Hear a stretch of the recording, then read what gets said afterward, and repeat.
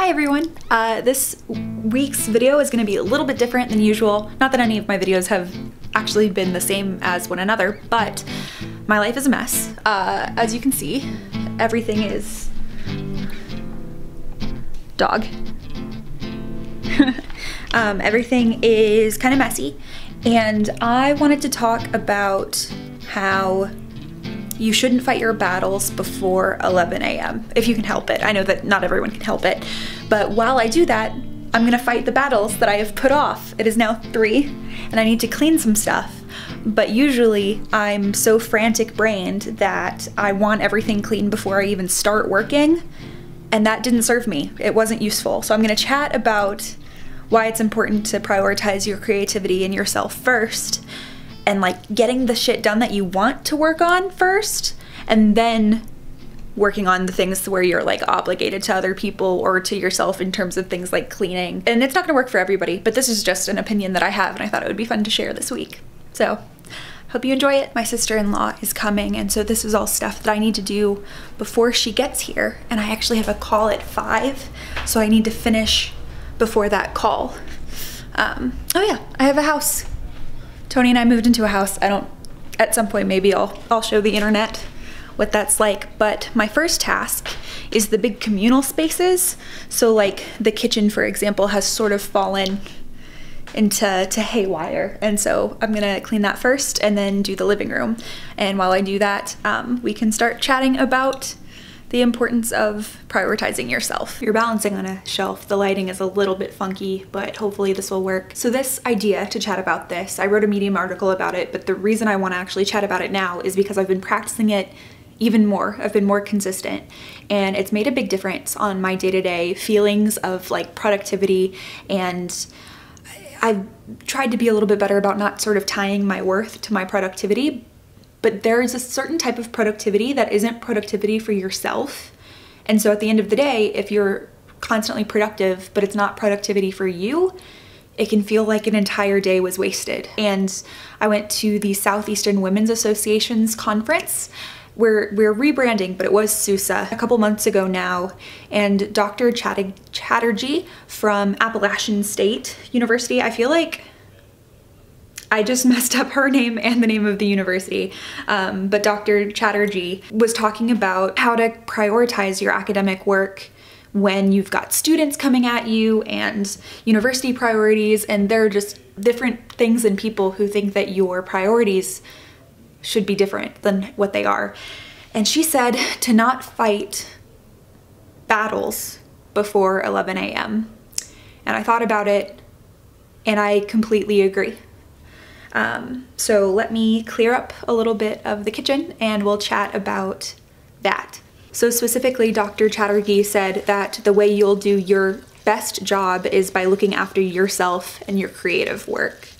She was specifically talking about the exhausting daily back and forth that she has with her department and students, and how she constantly feels like she has to battle to make people think that gender and sexuality studies is a worthy and valid thing to be exploring. Her main response to a question about balancing department defense and original academic scholarship in a short workday was to prioritize the work that feeds the soul and the mind first thing in the morning. Anything left, any of that residual energy, that is what goes to fighting in the afternoon. And I know that with a lot of these conversations, it may seem like, no, I need to fight, I need to have all of the energy that I have to be able to argue for the validity of my work. But that doesn't really work, right? If your actual writing isn't going as well because you're tired, or the original content that you're producing suffers because you're not able to actually pull energy into that, because you're getting pulled in 18 different directions by people who are likely not even gonna listen to you anyway. The work is what matters. The stuff that feeds your soul and your mind is what is crucial and is what will keep you motivated in the long term. A lot of stuff, and this is even outside of academic work, any sort of passion work is a marathon, not a sprint. So how does this translate outside of scholarly work? I realize that while I'm studying communication, a lot of my viewership, y'all aren't necessarily all gonna be in academia, but there's nothing worse than waking up and immediately dreading the work that you have to do. It doesn't matter what it is. It doesn't matter if it's your full-time job and you know that you're gonna spend the first couple hours in the morning checking emails, and that's really annoying and you hate it and it slows you down, or you have like a really early morning meeting, or if you, like me, own a freelancing business situation and sometimes some clients are just easier to work with than others and some conversations are significantly easier than others, you don't want to schedule that stuff for early in the morning. I'm telling you, because you don't want to let your day get ruined at 9 a.m. Often office work can pull 20 weeks worth of email responses out of us annually. 20 weeks answering emails. What? And small business owners and freelancers are not immune to this. So much of our correspondence is our job.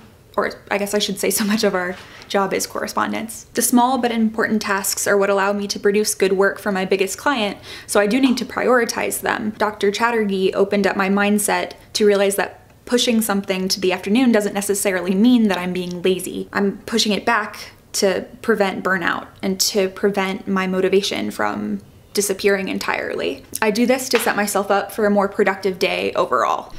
The dishes are gonna have to wait, but the island is clear, and for the most part, the kitchen is clean. So I'm happy and I can move on to the living space, which isn't that bad either, but let me flip this around. The coffee table has gotten a little bit cluttered, and then we built this dog kennel, which is so fun. There's just some stuff to clean up and organize and dust here.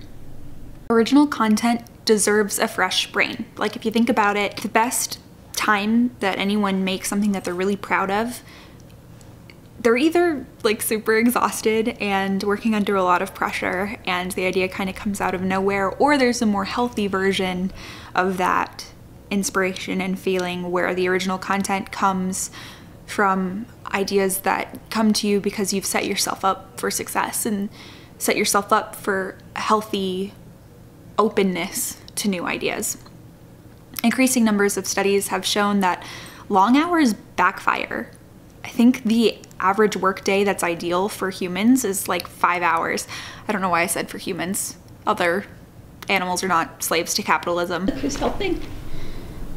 Suki. You're such a good boy. Health risks and anxiety are all concerns that any working person should consider when structuring their day. And that's even if you're working for some big other guy that controls your schedule. Mitigating as much stress as possible is always a good thing. I see more and more people saying not to check your email in the morning. And while this is not always realistic for everyone, limiting emails to 2 minutes, if that's the initial task of the day, can prevent the content within from becoming a fight. So imagine checking this, or just, you know, skimming the bold emails, those unread ones in the morning, and just trying to gauge how much time it's actually going to take away from that original thought and problem solving that you can do in the mornings that's actually kind of fun. Sometimes it's not realistic though because of time constraints, but just giving yourself the opportunity to really consider what's necessary first thing is helpful. Messages that can be processed easily without much thought or strain, really that much strain, should come before things on your list that require positive thinking, flexibility, and unsullied curiosity. Like, you don't want stuff to mess up that hope that we all kind of have some mornings, that dream of having a good day. We don't want to dampen that too early. Writing Medium articles and video scripts like this is less likely to stress me out than signing onto my clients' Slack channels and attempting to translate hordes of messages into a manageable to-do list.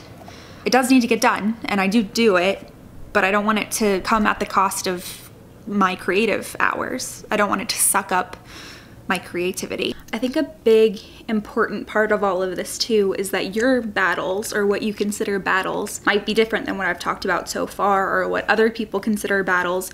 Your favorite thing in the morning could be emails, or maybe data entry is actually your favorite thing. So acknowledging what your battles are and what you should actually push a little bit, you know, until after you get all that good stuff out of you, will help, I think, quite a bit. Everyone's productive times of the day vary, with some folks zinging around with gorgeous ideas as soon as they get out of bed, and others Sherlocking themselves into the early hours the next morning. The 11 a.m. works well for me because I recognize that at the end of my workday, I'm pooped. I'm done. I can't do it anymore. I feel my brain shut down. And I'm gonna have to rework this and reconsider all of these things when I'm taking courses in the fall in addition to my teaching, because I could be teaching at 8 a.m. and then I might be in classes until 8:30 p.m. So all of this is something that's worth revisiting, but knowing what time of day you work best is crucial, and it really helps just to note it down and be aware of it so that you can give yourself grace when you're kind of falling behind. A 2020 study revealed that nearly half the workers surveyed who expressed an opinion find digital administration boring. So their battle is administration. That was 47% of the folks surveyed. And they also saw it as a poor use of their skills, while the majority, 51% overall, said that it gets in the way of doing their main job. I think a lot of us would agree with that. The administrative stuff can feel so slow, and every time you finish, it's like 20 new emails will be in your inbox, or someone will have added 5 more things to your calendar. When I give Toph her podicures, we put these little doggy socks on her so that the lotion will like actually soak into her paws. And I've been looking for them. So for some people, it might not be about the time of day, actually. It might be about the actual work that you're doing. So recognizing what you view as a struggle and prioritizing other work can keep you motivated and give you enough of a productivity high to get through the administrative tasks that suck your energy, like Colin Robinson and What We Do in the Shadows. So what's your energy vampire? Like I said, mine's emails. Cursed emails. And I think a lot of meetings in general could use some serious, like I think there's a very common tweet thread or like common tweet thing that people say all the time now where it's like, this meeting could have been an email. And I think that's true for so much. God, that's true for so much. But recognizing your battles and prioritizing other things on top of them, regardless of time, because time isn't going to be what affects everybody, I think is really important. And it's something that is worth revisiting over and over and over again, because we all change and shift, which is, you know, it's a good thing, I think. I think most people view it as a good thing, but it can be something that's very easy to forget, because I remember thinking for the longest time that I could not be someone who gets up really early to write. It could not be something that I could do. But then when I was working on my book, which I'll put right here, I would get up at 7 in the morning and work for an hour and a half, maybe 2 hours. And that was so much easier for me than trying to convince myself to do it after a really long day at school or at work. Some days school and work. Experimenting and figuring it out is what's most important. We're back in the studio now, and this is the last room that I wanted to get clean before my sister-in-law comes, but I don't think it's gonna happen before my phone call in like 10 minutes. I probably could, but I wanna do a good job cleaning this room up. So yeah. We'll see if it's included in the video or not. In terms of fighting your battles successfully and taking care of the stuff that you don't really want to take care of and leaving space, room, and energy for the more creative work that's more important, half of it, or actually mostly all of it, I think, is in the game plan. We've kind of talked about that already in terms of figuring out what times work best for you and what tasks are most irritating. And I recently let go of a client that was taking up 30+ hours of my week, and they weren't paying me what I wanted, and they weren't that fun to work with, and the work itself wasn't something that I was super proud of and wanted to show off just because my values didn't align with that company's values. And by letting that go, I opened myself up to a world of creativity. I let go of some stability in terms of, you know, how much money I was making all the time, but it was nice to be able to say yes to new projects. That's a privilege of freelancing. My goal was to get to a point where I didn't have to seek out hours all the time, which is why I said yes to them initially, but I pretty quickly recognized that they just weren't for me. And I think that that's part of fighting your battles, is recognizing if the work itself, the job itself, the people who you're working with are the things that are preventing you from feeling whole enough at the end of a day. Those of us who have the luxury of working from home should really consider how much of the workday we spend mindlessly clicking buttons to pass the time rather than truly working, and be brave enough to tell ourselves that we deserve time away from screens and working on what makes us happy. For many of us, fighting our battles after 11 a.m. can be managed a large percent of the time if we game plan accordingly. So being the first person to suggest meeting times, for example, if you're beholden to people other than just yourself. Don't mark yourself as active on Slack before you want to be bothered. If you're working in an establishment where you have to be there all of the time, see if there's a way to find joy in being present in what you're doing, really feel the work that you're doing in terms of textures and sounds and things. Turn off notifications, and even better, just don't have your work email on your cell phone, if it's possible. Again, a lot of this is really idealized, but I think that it's important to let ourselves dream a little bit and consider what's actually possible for our working days.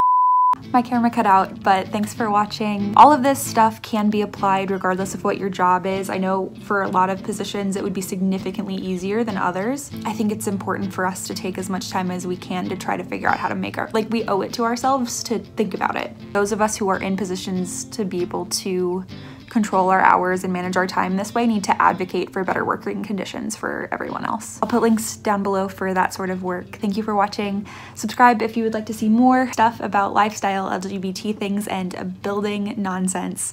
And I will see you guys next time.